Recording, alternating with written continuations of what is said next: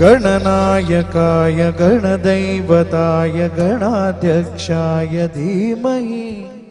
गुणशरीराय गुणवन्दिताय गुणेशानाय धीमहि